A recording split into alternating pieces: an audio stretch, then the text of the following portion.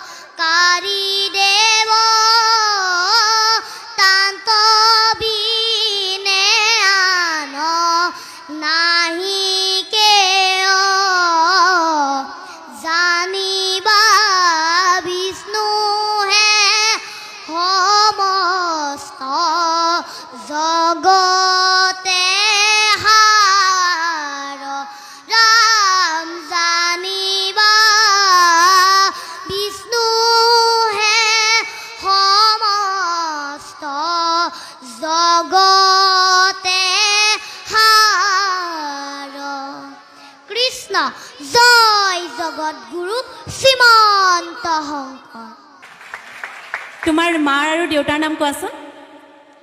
মোৰ দেউতাৰ নাম শ্ৰী দীপক গগৈ আৰু মোৰ মাৰ নাম শ্ৰী মধুস্মিতা গগৈ। তুমি কোন স্কুলত পঢ়িছা, কিহত পঢ়িছা? ভলকা ভৱন স্মাৰ্ট স্কুলত পঢ়োঁ মই, ক্লাছ 1। ভলকা ভৱন স্মাৰ্ট স্কুলৰ প্ৰথম শ্ৰেণীৰ ছাত্ৰ। আচলতে এইখিনি সময়ত আকৌ মোৰ এটা উক্তিলৈ মনত পৰিছে। ডক্টৰ APJ আব্দুল কালাম ছাৰে কৈ থৈ গৈছে যে অসম্ভৱ বুলি অভিধানত কোনো শব্দ নাই, যদি আমি চেষ্টা কৰোঁ তেতিয়াহ'লে সকলো সম্ভৱ। দীপ্যমান গগৈ কাঁচিদৰীয়া আকাশৰ এটি শ্ৰৱণা আৰু বৰ্ণমণ্ডলৰ নিচিনাকৈ সদায় জিলিকি থাকক, আমি তাকে কামনা কৰিছোঁ। এই কণমানিজনৰ কাৰণে দি হাত চাপৰি বিচাৰিছোঁ আমি আপোনালোকৰ পৰা। কৃষ্ণ মমতাময়ী কলা কেন্দ্ৰৰ দ্বিতীয় বাৰ্ষিক প্ৰতিষ্ঠা দিৱসত উপবিষ্ট সমূহ ৰাইজলৈ মোৰ কণমানি সেৱা নিবেদন কৰিছোঁ। যিজনা মহাপুৰুষে অসমত নৱবৈষ্ণৱ ধৰ্মৰ অমৃতৰ বন্যা পৃথিৱীলৈ বোৱাই আনিলে, যিজনাই কলা কৃষ্টি ধৰ্ম সাহিত্য সংস্কৃতি দি অসমীয়া জাতিটোক বিশ্ব দৰবাৰত প্ৰতিষ্ঠিত কৰিলে, সেই মহাপুৰুষজনৰ আদৰ্শৰে গঠিত এই মমতাময়ী কলা কেন্দ্ৰ। আজি মোক দুআষাৰ ক'বলৈ দিয়াত আপোনালোক সকলোলৈকে মই ভক্তি ভৰা কৃতজ্ঞতা জ্ঞাপন কৰিছোঁ। এতিয়া মই জগত গুৰুজনাৰ বিষয়ে দুআষাৰমান ক'বলৈ লৈছোঁ, ভুল হ'লে ক্ষমা কৰিব।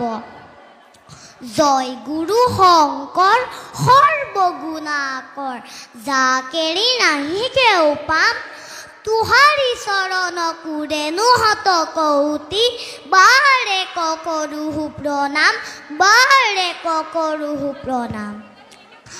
আমাৰ জগত গুৰু শ্ৰীমন্ত শংকৰদেৱৰ জন্ম হৈছিল নগাঁও জিলাৰ আলিপুখুৰী নামে ঠাই। তেওঁ দেউতাকৰ নাম আছিল কুসুমৰ ভূঞা, মাকৰ নাম আছিল সত্যসন্ধ্যা, ককাকৰ নাম আছিল সূৰ্য বৰভূঞা, আইতাকৰ নাম আছিল খেৰসুঁতী। সৰুতে শংকৰদেৱৰ মাক দেউতাক ঢুকোৱাৰ পাছত বুঢ়ীমাক খেৰসুঁতীয়ে শংকৰদেৱক তুলি তালি ডাঙৰ দীঘল কৰিছিল। সৰুতে শংকৰদেৱ এজন সাহসীয়া শিশু আছিল। তেওঁ ভৰ বাৰিষা ব্ৰহ্মপুত্ৰ নদী সাঁতুৰি ইপাৰ সিপাৰ হ'ব পাৰিছিল। প্ৰকাণ্ড ষাঁড় গৰু শিঙত ধৰি বগৰাই দিব পাৰিছিল। শংকৰদেৱ বহুত ডাঙৰলৈকে বিদ্যালয়লৈ যোৱা নাছিল। শ্ৰীমন্ত শংকৰ হৰি ভকতৰ জনা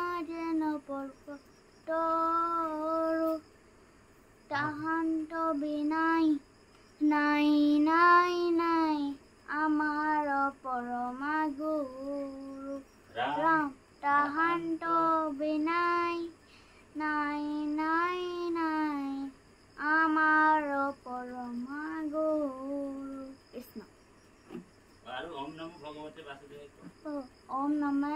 ওম নমো ভগৱতে বাসুদেৱায় নমঃ ওম নমো ভগৱতে বাসুদেৱায় নমঃ কৃষ্ণ